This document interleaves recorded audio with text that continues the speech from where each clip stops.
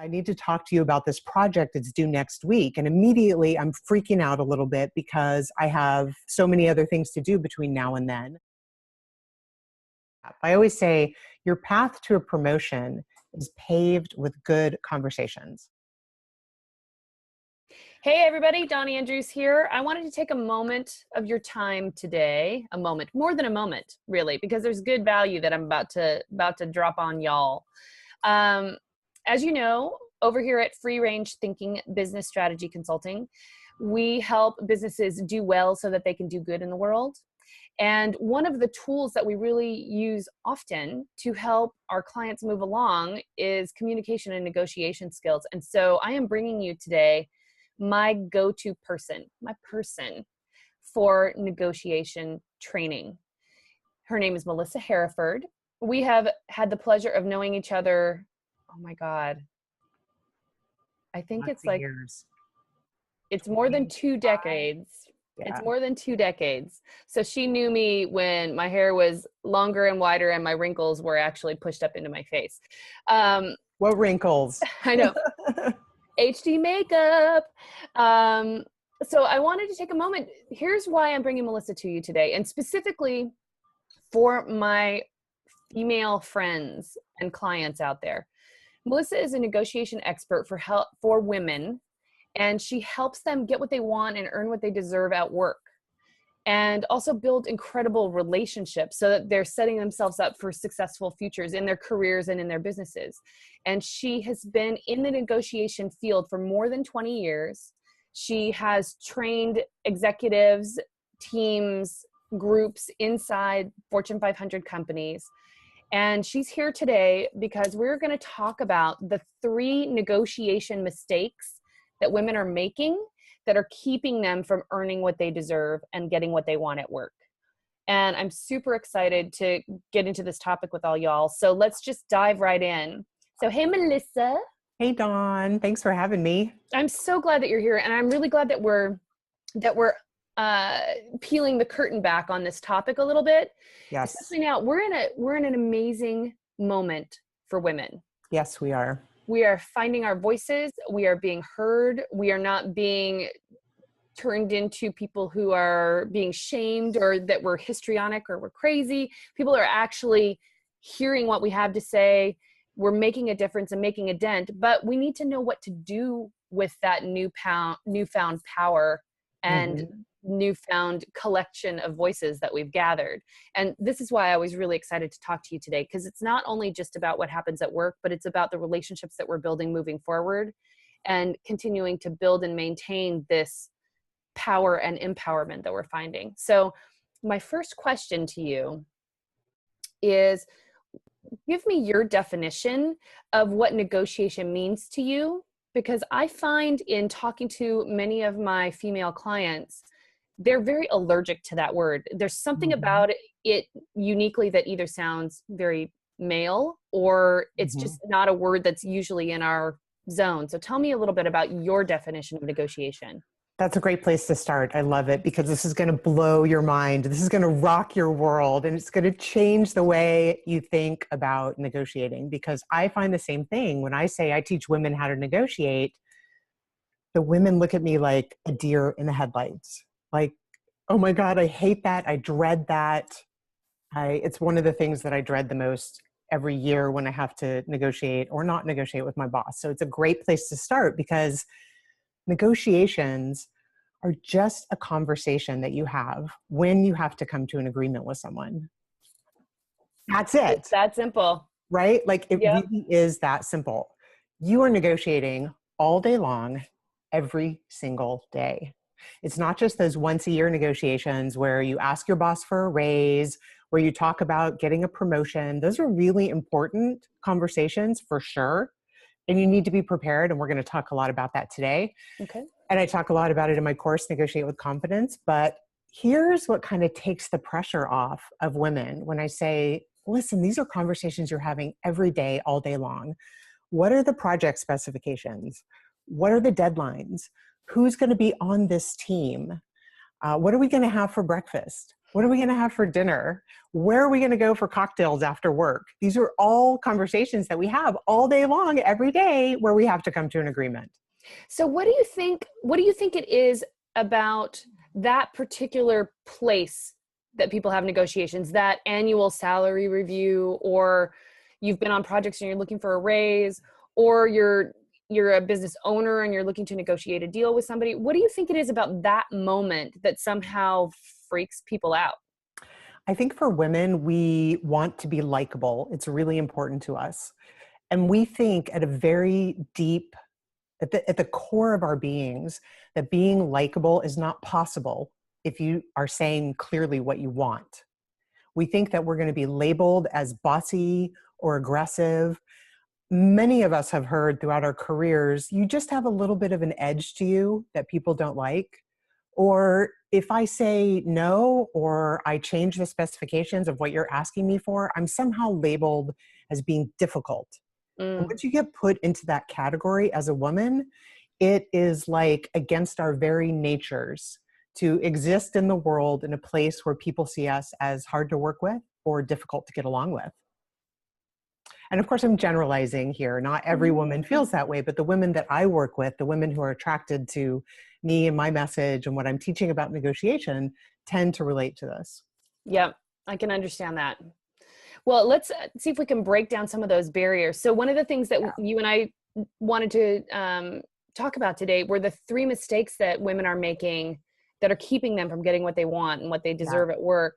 And it was interesting. So for all y'all at home or out there watching and listening, it was really interesting talking with Melissa about this, because there are things that we know we do, like maybe we talk too much, like we say more than we should, or, you know, in the olden days for me, like to be vulnerable and share a little bit, I used to be a weeper. Like whenever it was time to say what was on my mind, like the tension would rise and my voice would get very high and fluttery, and I'd be in a place where I couldn't find my power. But to me, these are obvious things. These are the things that we already see in ourselves that are getting in our way. And what I'm excited to hear from Melissa today is the things that we don't see, the things that are hidden from our view, but that we can make changes with, that will give us back our power. So what you got? Okay, so what I find, one big mistake that we make is that we think when we go into a meeting, it's a one and done deal where we have to leave that meeting with a deal in place. And this can be really constricting for us in many ways, because one, if you get emotional, if your boss or whoever you're meeting with says something that you weren't expecting, or says no, or says, you know, anything from, listen, Melissa, I need to talk to you about this project. It's due next week. And immediately I'm freaking out a little bit because I have so many other things to do between now and then. I think that we have to come up with an agreement in this moment. So the mistake is that women don't realize that you can say, I need to think about it. I'll get back with you tomorrow. And this is really powerful when you have people who are putting additional deadlines on you. So remember, I said negotiations are every conversation. If your boss comes in or the project manager comes to you and says, listen, we need to move that deadline up, you don't have to respond in that moment. You can say, well, let me look at my calendar and get back to you. And you're doing a couple of things in that moment. One, you're reclaiming your power over the deadline, and you're giving yourself some space to think, to come up with some questions in order to move the conversation forward in a different way, where that person doesn't own the outcome. You have more the ability to contribute to that outcome in a different way, a more powerful way where you're owning that outcome. So that's number one, is thinking that it's a one and done deal within one meeting.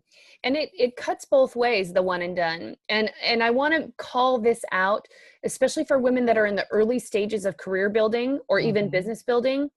If you're in your first, second, and third, or even third job or third role in a company, this nugget is especially useful for you, because it's not just about it's not one and done on your end, but it's also not one and done on their end. Good point. Yes. You know, it's not that you can, not only that you can just say, you know what, thank you for that information, or thank you for that request. I'm going to take a minute and think about it, and I'll get back with you tomorrow, or all taken into consideration, but also that you're not approaching your conversations like everything has to be buttoned up in one conversation, that you're going to walk into your boss's office and have one conversation about a shift in role or a shift in salary. Yeah. It never happens that way. No. When you're new into your career, what comes up is the only negotiations that you've had around getting what you want in this way have usually been related to school or parents, where it is mostly a one and done situation. But in the work world, that is just not the case. It takes time and it takes installments of I love that. conversation. Yeah. I love that, installment. So imagine that you are your boss for a minute. Okay. And somebody comes into your office and says, listen, I've been doing all this great work. I want to get ahead. I want a promotion. And you're like, wait a minute. Okay. This is the first conversation we've had about this. Getting a promotion requires thought and planning. Getting a raise beyond the traditional like 3% or whatever may be built into your boss's budget is going to require planning. They have to go and put together their budget. They have to think about who's going to replace you if you're moving into a new position. There's so many moving parts that are happening behind the scenes that you don't see. Knowing that and going into each conversation as one step. I always say your path to a promotion is paved with good conversations. I love it. Is that good? Tweet that, baby. Tweet it. Your path to a promotion is paved with good conversations. Nice.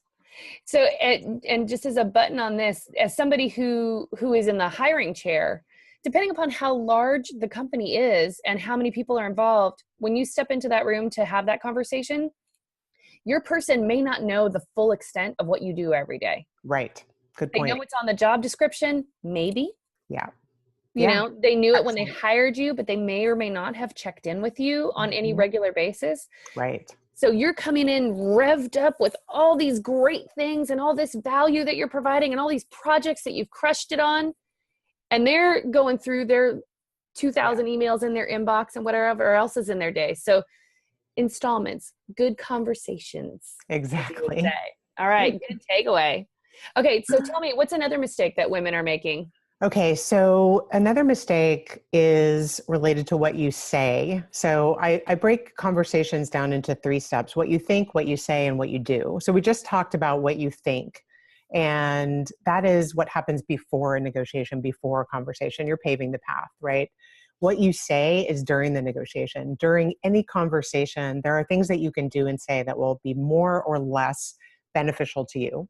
So the first thing about what you say, the mistake that people make is not being totally clear and prepared and practicing what you're going to say. Okay, so you think about exactly what you want and you get really clear on what you want. So give me an example, Melissa, of like, you know, sometimes we think we're clear, or at least in our minds to us, we're clear, but we're not actually clear enough that it's going to land with the other person. So can you give me an example of what that looks like? I can give you a million examples. Here's one. I won't. Here's one. I'd like to talk to you about my career path. Oh my God, that's my nightmare. Like to be on the receiving end of that. Again, 2,000 emails, things that I'm trying, big projects, like okay. I have some ideas based on the accomplishments that I've done, which are 1, 2, 3. Here's the direction that I could see myself moving in. 1, 2, 3.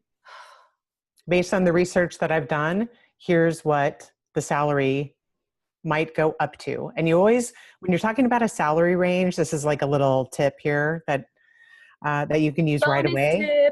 Bonus tip. When you're talking about, tweet this, baby. Okay. When you're talking about a salary range, always say, I've done my research and I know that the range goes up to 100,000. So rather than saying from 50 to 100 or from 80 to 100, just talk about the high end. Okay. So that's a little bonus tip.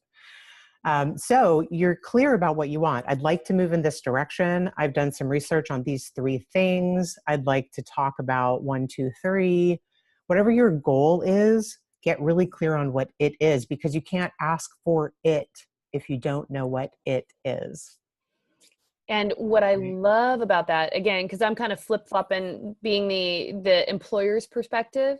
Yeah. So what I love about that is a couple of things. One, you've done most of the work for me. Mm-hmm.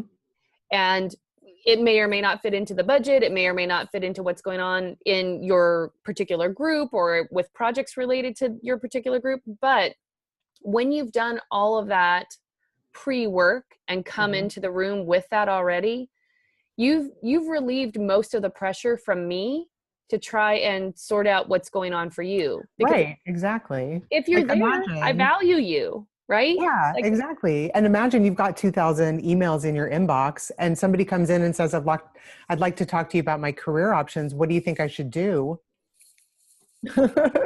Like, what do I you do think now? I think you should head out of the office and I'm going to have a cocktail. Exactly. Well, and so to add another layer of preparation to this that can really make a difference is to think about what are the initiatives that your company is involved in, not just Right.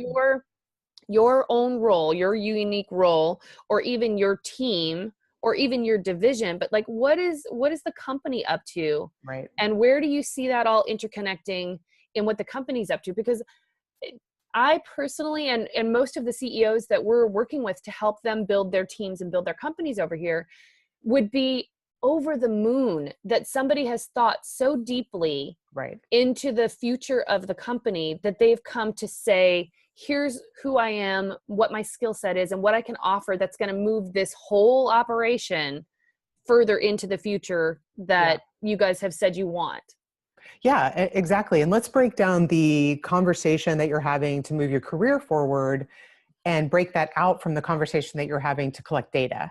Yep. Okay, so it is great, amazing to go in and talk to your boss, other division heads, other vice presidents, other directors, other managers, anybody you can get your hands on or get time with, and say, listen, I'd love to go out and grab a cup of coffee or buy you a cup of coffee and talk about what you're working on. I'm looking to the future, I'm looking at my career path, and I'd love to get some ideas about what's important to you so that I can see where I can add more value. Okay, And people then that you're are asking them a listening, million questions. you Like, you got it. yeah, People out there, they have got to know this is gold what you're sharing with them right now, because this is the stuff that's behind the wall. yeah, Like when you let's say you and your coworker are standing outside your boss's office, he goes in potentially, has a conversation, comes out, promotion, raise, leading a yeah. new team, whatever has happened, you're like revved up, you're ready, you've prepared ish, probably not using the tools that Melissa has been dropping since we got on this Zoom call. You walk in, you have whatever conversation you have. You're probably coming from a place of one and done. You're probably super emotional. You're doing your very best, but you are not fully prepared and you don't have the tools and the skill sets that are available to you and that are totally learnable. Yeah. And so you come out, completely different result, but you don't know what happened behind the door. What Melissa has just been sharing is what's happening behind the closed door. Yeah. This For is the some stuff that reason, people are guys, seeing. yeah, for some reason, guys, men just know how to do this. And there's a lot of research behind why, starting from when we're children, the fact that girls are taught to be more likable, and that means not asking for what you want and not speaking up. But don't judge yourself because you don't know how to do this. These are learnable skills. Totally. And they're not, at no point would you ever hear me say, change who you are to get what you want. You can totally be yourself Yep. and still get curious and still ask questions and find out what's going on. And then you can still be likable and go in and ask for what you want. I think of it like kind of like driving a car. You're still Yeah. you. Like Yeah. your core, the core of your being is no different behind the wheel of a car than it is in a negotiation. And Well, you've some just people learned might disagree skills. with that, Dawn, because I've known some road ragers that are like, whoa, Like, whoa, where did that come from? leave that anger behind. Okay, so maybe that's true. However, I'd like to think that 85% of the time Right, that exactly. I'm still the same person behind the wheel and I just learned the skills to drive. Yeah. Yeah. And that's And what we're other talking about examples here. are, if you were going to go make a presentation to the board, you would learn how to use PowerPoint or Keynote. You would learn how to use the remote control on your phone in order to change the slides. Yep. Or, with a remote control. You would learn how to use Excel if suddenly you were promoted into a management position and you had to put together a budget of your own. You would learn how to do that. For And sure. negotiation skills are conversation skills. And I'll tell you another little secret, Dawn, is that these skills are not just for work.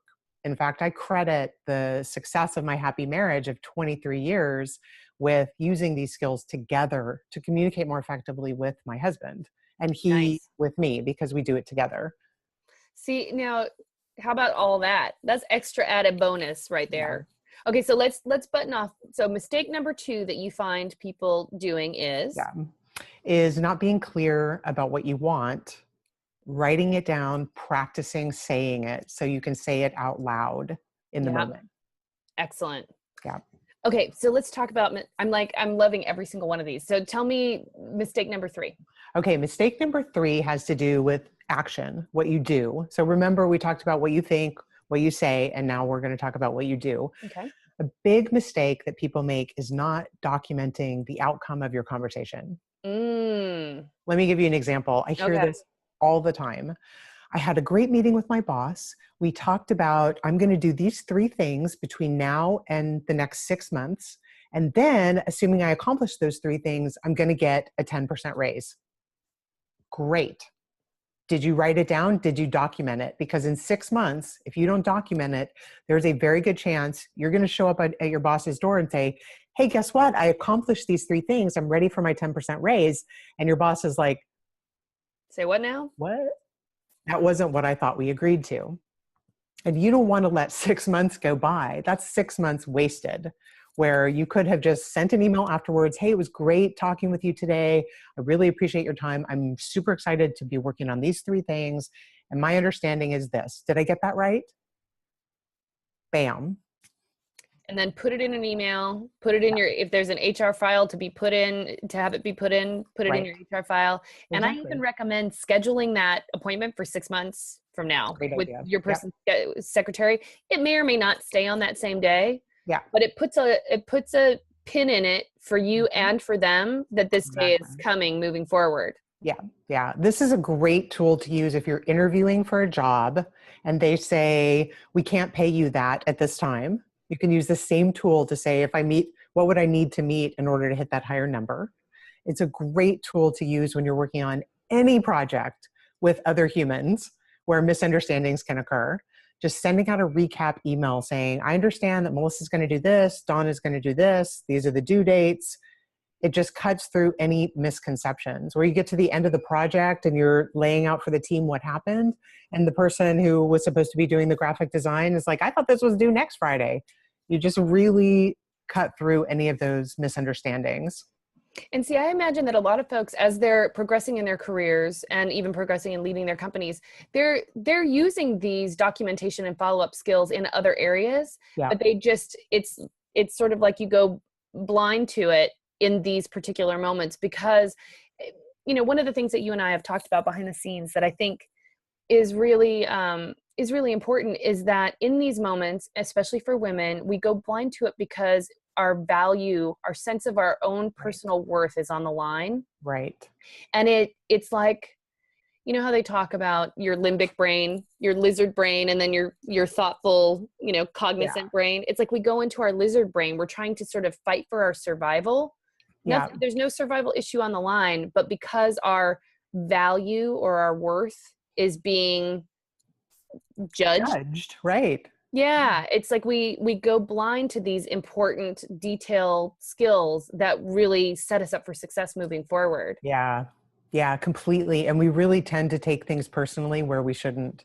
And, I hear it all the time where women say, well, he interrupted me. It was so rude.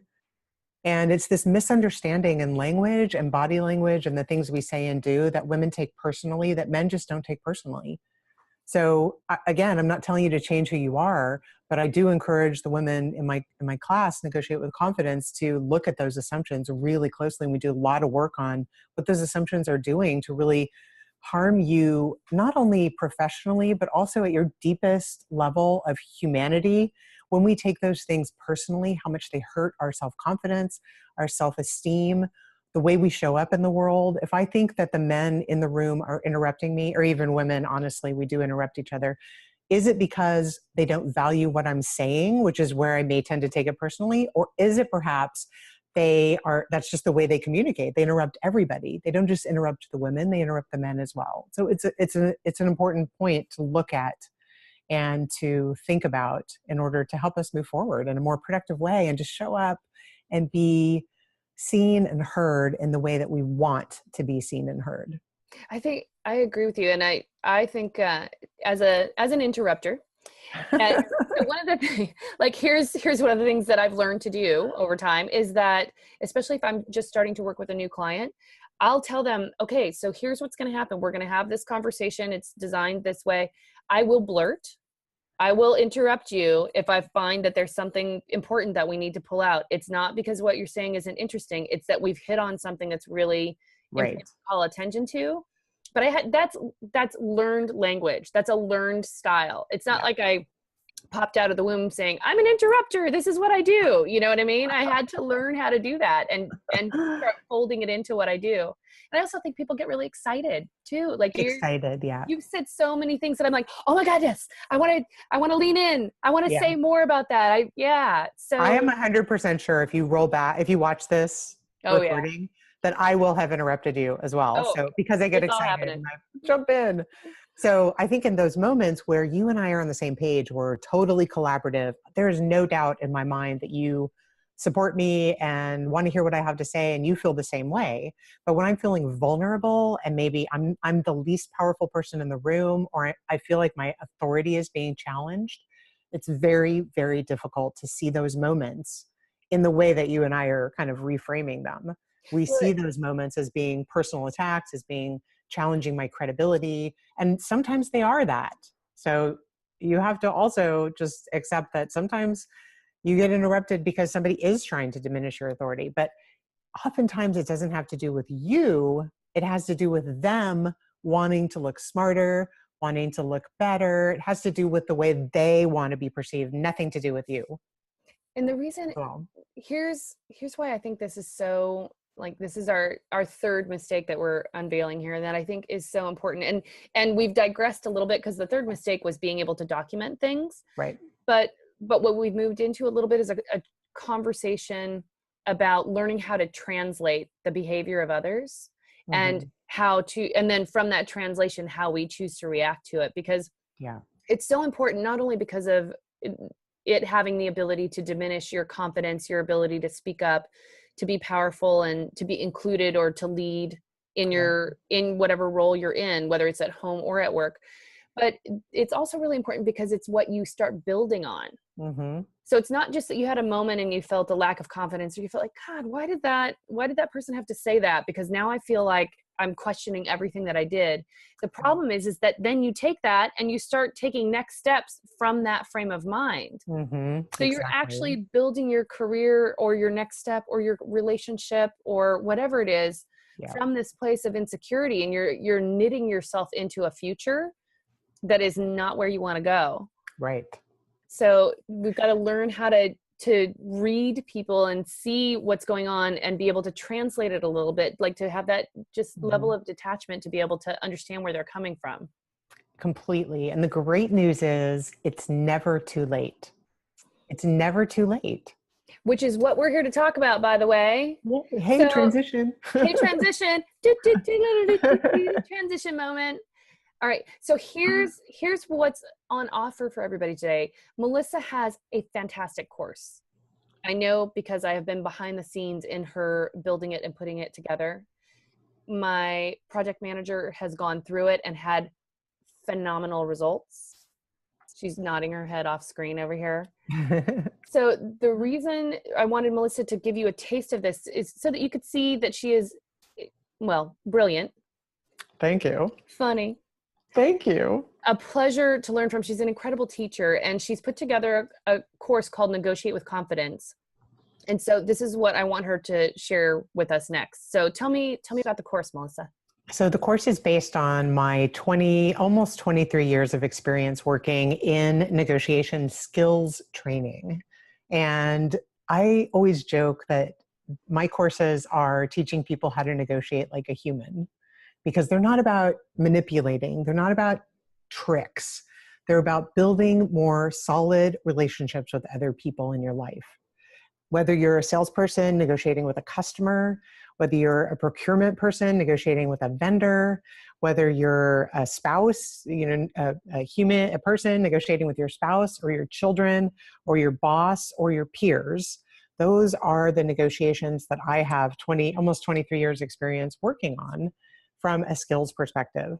So I've based this course, Negotiate with Confidence, on all of those years of experience and what I've seen works. Part of that is the 6-week curriculum.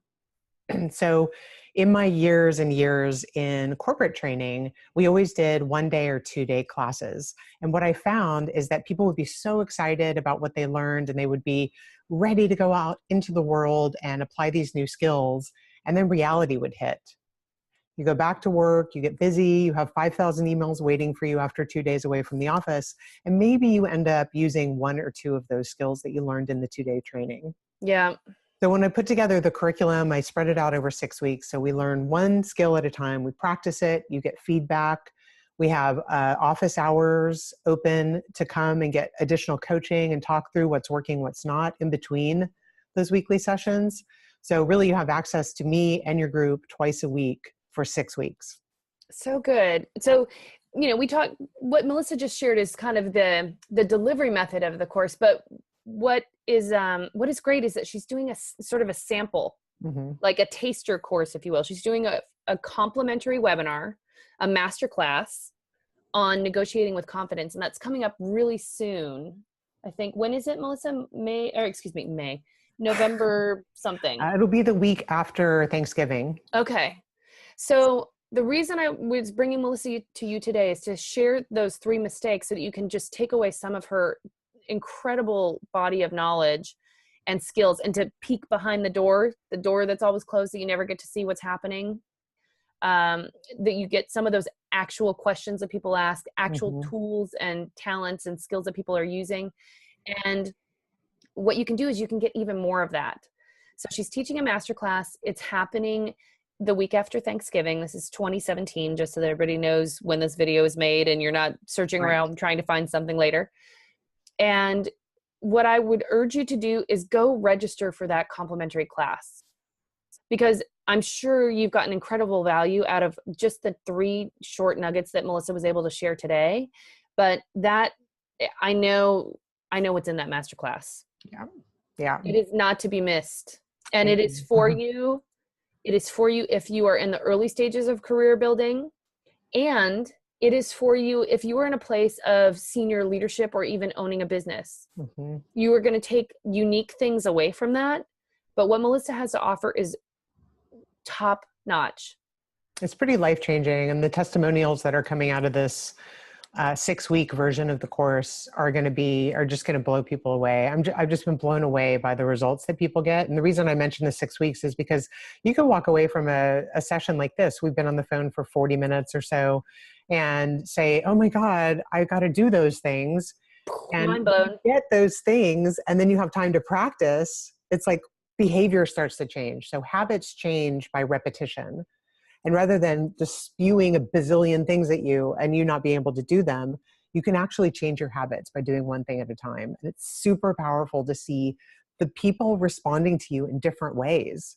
And there's no better way to get really encouraged is to ask a question instead of make an assumption and see the whole dynamic of your conversation shift and your relationship open up in a way that it had been completely closed to you before.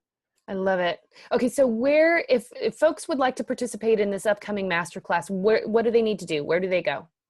On my website, which is melissahereford.com, there is a link on the top bar called the course, and I'll have a registration link set up for people who want to come to the masterclass under the course. Okay, so sign up. It's Melissa, MELISSA, Hereford, HEREFORD.com. And we'll pop this sucker up on the screen too for people that are actually watching, but in case anybody's just listening only, that's where you find it. And then you go to the tab at the top that says the course to register for the complimentary masterclass. If you are in the early stages of your career, or you are in senior leadership or the owner of a business, it's time. Just go there and click on the course, melissahereford.com, click on the course, register for the complimentary masterclass, because I hope you've enjoyed spending some time with Melissa today. I know that I have taken away all kinds of good nuggets just from our brief conversation. Yeah. And like I said, I've seen this masterclass and I've seen the Negotiate with Confidence course. It's incredible stuff. And girls, we got some voices. They are getting loud. They are being heard, and we have the opportunity to change the world. So start gathering these skills, tell your friends, and get people on board. That's right. You can do this. You have everything inside of you. You just need a few skills and a little community to back you up. Bam. I'm just going to leave it at that. All right. Sending everybody love. Thank you for spending some time with Melissa and myself today. Thank you. Thanks, Dawn. Thanks, everybody. Today. All right. Big love to everyone.